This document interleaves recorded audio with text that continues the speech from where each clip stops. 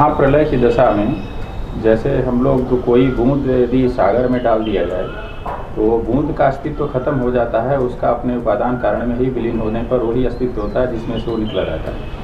ऐसा प्रलय काल में या महासर्ग की दशा में जीव की उत्पत्ति फिर उसी तरह से कैसे होती? वो तो जीव की उत्पत्ति। बहुत अच्छा प्रश्न किया। वाचस्पति मिश्र भांतिकार ने इस प्रश्न को उठाया है। समुद्र में गंगा, यमुना, कृष्णा, कावेरी, नर्मदा, क्षिप्रा आदि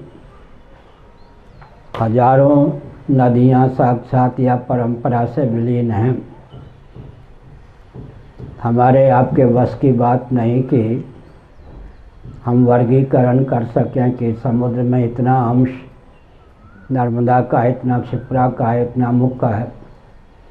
लेकिन सच्चिदानंद स्वरूप सर्वेश्वर की यह क्षमता है कि महाप्रलय की दशा में 31 नील 10 खरब 40 अरब वर्षों तक मर्त्यलोक की गणना के अनुसार जीव या जगत भी परमात्मा में ही विलीन रहता है। फिर जीवों के अभुक्त कर्मों को परमात्मा द्वार बनाकर सृष्टि की संरचना करते हैं। हम असमर्थ हैं। जिन जिन घाटियों पर, उन घाटियों पर भगवान समर्थ हैं। ये भगवान की विशेषता है। आजकल तो धोबी लोग भी कागज़ कलम लेते हैं। पहले 50 घर के वस्त्र धोते थे, लेकिन जिस घर का जो वस्त्र होता था उसको पकड़ा देते थे बिना रजिस्टर के ही, बिना कम क्या नाम है मोबाइल के ही। पहले इतनी स्मृति धोबियों में थी। तो भगवान की ही यह विशेषता, इसलिए भगवान को स्वीकार करना चाहिए। भगवान में सब विलीन होते हैं। हमारे पास दृष्टांत है। सन 1966 में मैं ऋषिकेश में था 6 महीने। स्वामी रामतीर्थ के नाम पर जो पुस्तकालय था वो नैमिष वालों के अधीन था। तो सारी पुस्तकें हमको पढ़ने के लिए सुलभ थी पुस्तकालय की। स्वामी रामतीर्थ जी के जितने साहित्य थे सबका मैंने अध्ययन किया 6 महीने में। अष्टावक्र गीता आदि का भी, अवधूत गीता आदि का भी अध्ययन किया। अवधूत गीता का एक श्लोक मुझको बहुत प्रिय है। निर्मूल मूल रहितो हि सदोदितो हम, निर्धूम धूम रहितो हि सदोदितो हम, ज्ञानामृतम समरसम गगनोपमोहम। ये श्लोक मुझे बहुत प्रिय है। तो मैंने संकेत किया कि स्वामी रामतीर्थ ने अपने प्रवचन के माध्यम से बताया हमारे जीवन में जो गाढ़ी नींद है वो महाप्रलय के रहस्य को उद्घाटित करने के लिए है।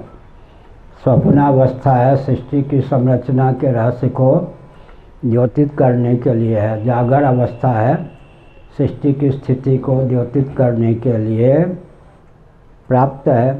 जागृत स्वप्न सुषुप्ति अवस्था पर प्रामाणिक रीति से विचार करेंगे तो हमको सृष्टि की उत्पत्ति स्थिति संहार का ठीक ठीक ज्ञान हो सकता है। भगवान की यह विशेषता है कि सभी जीव भगवत भावापन्न होकर उन्हीं में विलीन होते हैं। फिर भी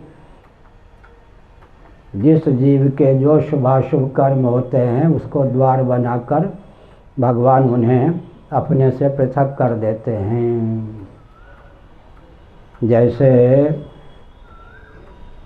रात्रि में बंदर, भालू, ये सब बंदर और लंगूर ये सब वृक्षों में की डाली के सहारे हों,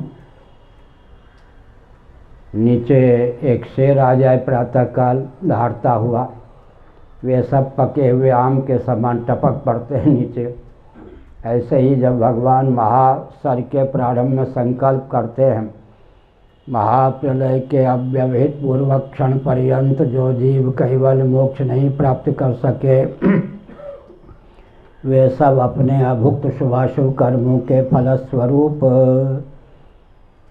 देहेंद्रीय प्राणांतकरण से संपन्न होने के लिए मुझसे पृथक सरीखे अभिव्यक्त हो जाएं। ये भगवान की विशेषता है। इसलिए भगवान को मानना, उनके अस्तित्व को स्वीकार करना आवश्यक है, और कोई